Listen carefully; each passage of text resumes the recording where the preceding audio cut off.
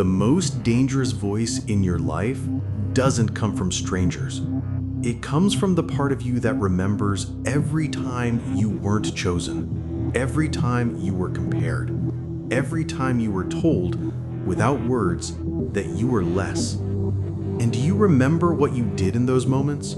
Did you speak up, or did you slowly start disappearing? Did you start telling yourself, maybe this is just who I am? Did you begin shrinking your dreams before anyone else had the chance to? Because that's when it started. That was the first agreement you ever made with your own limitation. It says things like, you're not one of those people. People like you don't get that life. Stay in your lane before you embarrass yourself. But it doesn't stop there. It adds details only you would understand. It says, let someone else take the spotlight. You're more of a background type. Don't aim that high, you'll just prove everyone right. You're only confident when no one is watching.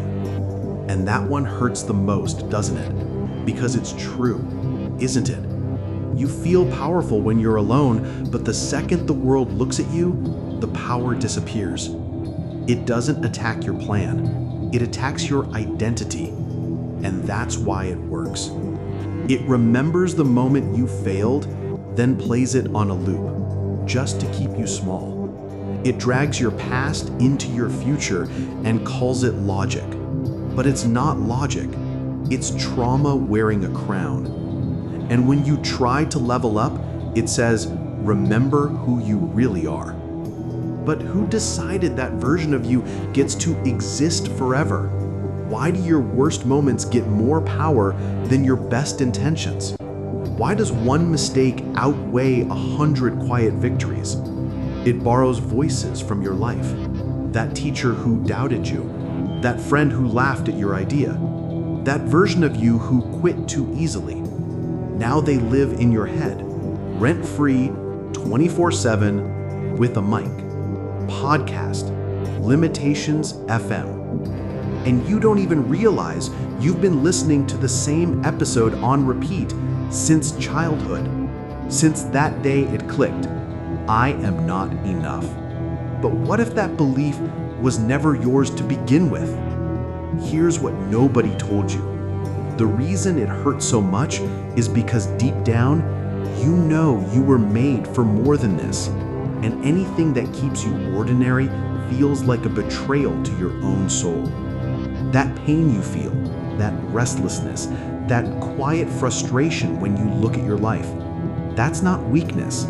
That's your true self screaming under the surface, trying to breathe. It's not asking for comfort. It's begging for permission. So when the voice says, who do you think you are? Don't answer with words. Answer with movement, with action, with repetition, with progress so loud it silences doubt. Because every time you act despite the fear, you break a contract with your old self. Every step forward is a betrayal of the version that wanted you to stay small. And that version is panicking right now. Because the truth is, the voice isn't scared that you'll fail. It's terrified that you'll finally become the person you secretly know you are. The confident one, the disciplined one, the unstoppable one. The you that doesn't ask for permission. The version that would make your past self look back and say, I'm proud of you. It was never self-doubt. It was self-recognition, trying to break free.